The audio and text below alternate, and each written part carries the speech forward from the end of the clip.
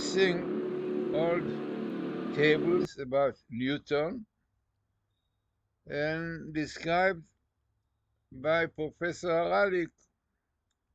And this finding is by Fabric, Fabrice Beck, and the explanation about what is going on, mainly scientifically, you have in the documentary we prepare to do, but this what is written there.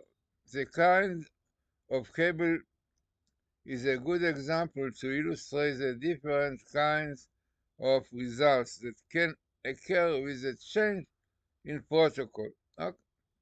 Using a standard protocol, we set the expected number of ELS. ELS is equal letter sequence for each of the keywords, including the snooped phrase to be under.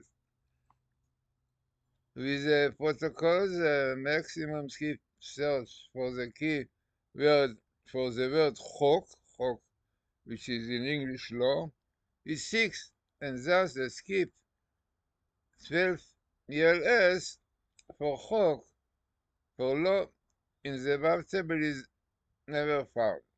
In order to find a nearby ELS of the word chok, which is law, with a sufficiently small skip, the table had to be row split with cylinder size of 325, and only the second ELS for Chocolam, eternal law, occurs in the new table, which is shown next. So this is a table.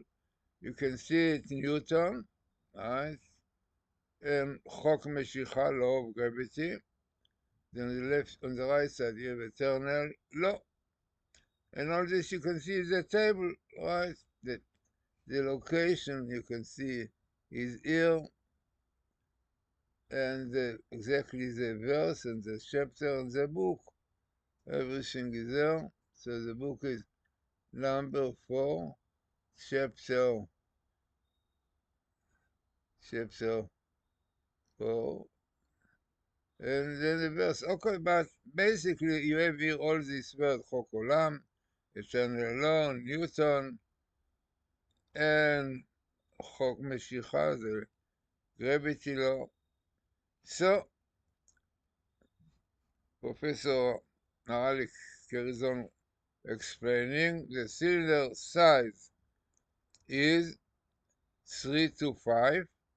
The table span from number 18 to 19, it means the book, which is numbers, it's in 4 numbers, and through number 21, 5, with the expected number of ELS set to 100. The probability that the text from the ELS random placement population would have a smaller table area as one produced by the Torah text is about 8.5. 2000. Then it is an amazing story which he brings there. When Rabbi Glazerson was looking at the last table, as we saw, he noticed that if the table would be expanded a little, it would contain an ELS of the title of Newton, Agaon, the genius. Yeah, genius, right? Yeah. So genius, this here says is minimal skip. Yeah, unbelievable in the Torah. So definitely it gives much more significance to the table.